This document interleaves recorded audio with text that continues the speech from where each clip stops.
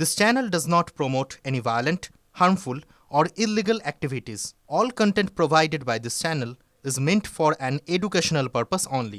চোখ রাখবো এই মুহূর্তের আরও একটা বড় খবরে। পৌষ সংক্রান্তির পরই তৃণমূলে বড় সড় রদবদল। সাংগঠনিক রদবদল হবে বিভিন্ন জেলায়, মন্ত্রিসভার রদবদলও হবে ওই একই সময়। কথা বলবো আমাদের সহকর্মী সৌরভ গুহ এই মুহূর্তে রয়েছেন আমাদের সঙ্গে। সৌরভ, অভিষেক আগেও বলেছিলেন যে রদবদলের একটা ইঙ্গিত তিনি দিয়েছিলেন, আর এবার রদবদল হতে চলেছে, মানে কি কি নির্দেশ, কি কি রদবদলে কি কি আসবে, এবং পাশাপাশি এই যে রদবদল ঘটতে চলেছে তার ফলে কি নবীন এবং প্রবীণ যে দ্বন্দ্ব, সেই দ্বন্দ্ব কি ঘুচতে চলেছে?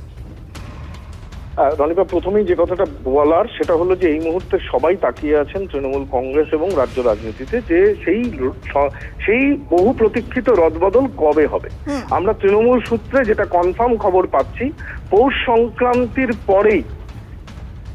সংক্রান্তির পরেই কিন্তু এই রদবদলের তালিকা প্রকাশিত হবে তৃণমূল কংগ্রেসে। একদিকে সাংগঠনিক বিভিন্ন জেলা সভাপতি বদল, বেশ কিছু জেলার সভাপতি বদল, এবং একই সঙ্গে মন্ত্রিসভায় একাধিক মুখ আসতে চলেছে। মন্ত্রিসভার রদবদলও হবে। কবের মধ্যে এই তালিকা আমরা দেখতে পাবো? 15 থেকে 23 জানুয়ারি। 15ই জানুয়ারি থেকে 23 জানুয়ারির মধ্যেই এই রদবদল সংগঠিত হতে চলেছে। তার প্রস্তুতি কিন্তু তলে তলে চলছে।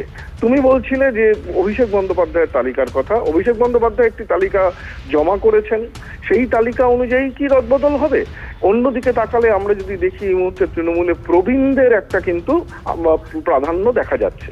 সেক্ষেত্রে দাঁড়িয়ে অভিষেক বন্দ্যোপাধ্যায়ের দেওয়া তালিকা এবং প্রবীণ প্রাধান্য দুইয়ে মিশিয়ে একটা সমন্বয়ের মাঝামাঝি রাস্তায় কি হাঁটবেন মমতা বন্দ্যোপাধ্যায়? সেইটা অবশ্যই সবার লক্ষ্য রয়েছে, সেই রদবদলের কিরকম চিত্রটা দাঁড়াবে। কিন্তু এই মুহূর্তে তোমার মাধ্যমে TV9 বাংলার দর্শকদের জানাচ্ছি, 15 থেকে 23 এর মধ্যেই কিন্তু মন্ত্রিসভার রদবদল এবং দলের বেশ কিছু জেলার সভাপতি বদল, দলের এই রদবদল কিন্তু সম্পন্ন হতে চলেছে। অনেক ধন্যবাদ সৌরভ তোমাকে। 15 থেকে 23 জানুয়ারির মধ্যে এই রদবদল প্রক্রিয়া সম্পন্ন হবে বলে জানা যাচ্ছে। নজর থাকবে আমাদের সেদিকে। আবাসের দিকে নজর রাখতে হবে, কারণ আবাসের ভূত তাড়া করে ফিরছে শাসককে, সঙ্গে রয়েছে সরকারও। প্রত্যেক দিন কোথাও না কোথাও আবাসের ঘর পাওয়া নিয়ে বিক্ষোভ দানা বাঁধছে। আর এবারের খবর হচ্ছে কোচবিহারের দিনহাটা, সেখানে একেবারে ধুন্ধুমার কাণ্ড বেঁধে গেল।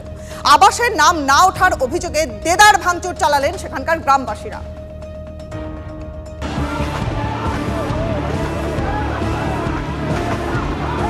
চেয়ারগুলো এদের জন্যই পাতা হয়েছিল। প্রাপ্য না মেলায় যত রোষ গিয়ে পড়ল সেই চেয়ারের ওপরেই। আবাসে বঞ্চনা, গ্রাম সভায় তুলকালাম, আবাস যোজনার ঘর বিলিতে বৈষম্যের অভিযোগ, তা নিয়ে বেশ কয়েকদিন ধরে দিনহাটার পুঁটিমারিতে চলছিল ক্ষোভের পারদ।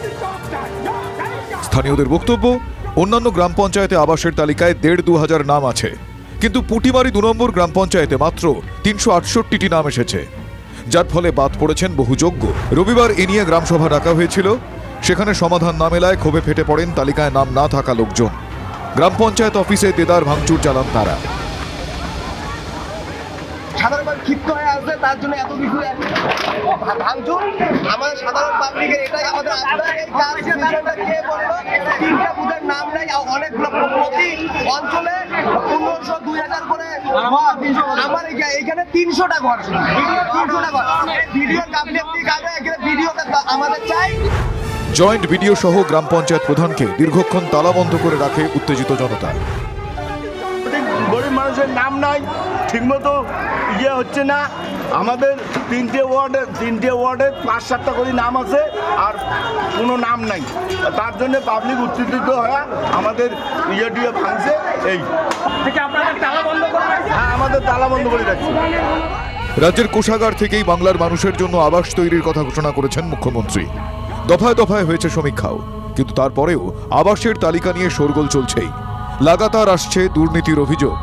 বেশিরভাগ ক্ষেত্রেই শাসক নেতাদের কাঠগড়ায় তুলে বিক্ষোভ চলছে গ্রামে গ্রামে। তপ্ত হয়েছে রাজনীতির ময়দানও। কেন্দ্র তো এর আগে যা দিয়েছে সেগুলো বাড়ি কোথায় হলো? 75 লক্ষ বাড়ির টাকা কেন্দ্র দিয়েছে, সেগুলো কোথায় গেল? সেগুলো খেয়ে নিয়ে এখন কি দিচ্ছেন?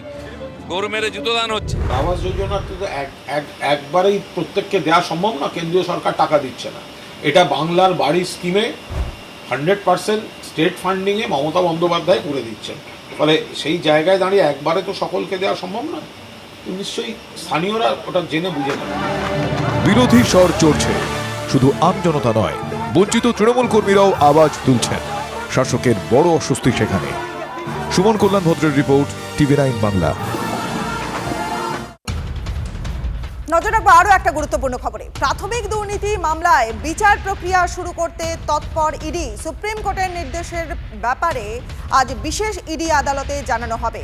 বিস্তারিত জানবো, আমাদের সহকর্মী সুজয় এই মুহূর্তে রয়েছেন আমাদের সঙ্গে। সুজয়, দেখো, সম্প্রতি পার্থ চট্টোপাধ্যায় জামিনের যে আদেশ, সেই আদেশে সুপ্রিম কোর্ট স্পষ্টতই বলেছিল যে দ্রুত এই মামলায় বিচার প্রক্রিয়া শুরু করতে হবে এবং সে কারণেই ইডি এবার তৎপর এই মামলায় বিচার প্রক্রিয়া শুরু করতে এবং আজকেই কলকাতায় যে বিশেষ ইডি আদালত, সেখানে সুপ্রিম কোর্টের অর্ডারের কপি জমা দেওয়া হবে ইডির তরফ থেকে এবং সেখানে জমা দেওয়ার পর ইডির তরফ থেকে জানানো হবে যে তারা এবার বিচার প্রক্রিয়া শুরু করতে প্রস্তুত। তার কারণ পার্থ চট্টোপাধ্যায়কে এই মামলায় জামিনের নির্দেশ দেওয়া হয়েছে 1 ফেব্রুয়ারির মধ্যে এবং তার মধ্যেই গুরুত্বপূর্ণ যাদের বিচার প্রক্রিয়া বা সাক্ষ্য গ্রহণ করা জরুরি, সেই প্রক্রিয়াটা শুরু করতে হবে। সেই কারণে ইডি আর কোনো মতেই সময় নষ্ট করতে চাইছে না। সুপ্রিম কোর্টের অর্ডার মেনেই এবার তারা বিচার প্রক্রিয়া শুরু করতে চাইছে। ফলে একেবারে বুঝতে পারছি সুজয়, অনেক ধন্যবাদ তোমায়।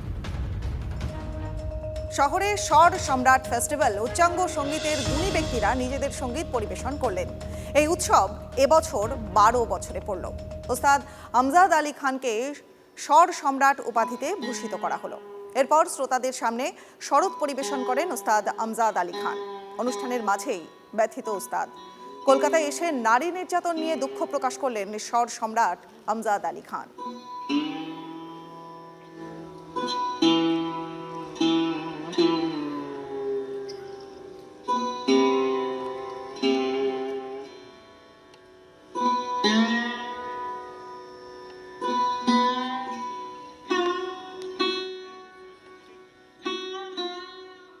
दुनिया में एक महिला को जो इज्जत मिलना चाहिए, every women is the first Guru of a child, लेकिन हमारे देश में महिलाओं के साथ क्या हो रहा है, हम विदेश की बात नहीं करते, वहाँ देवी पूजा नहीं है, यहाँ देवी पूजा है और महिला के साथ क्या हो रहा है,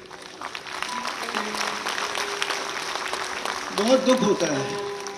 in every region, in every state, the woman is killed, gang rape, and she's burnt also.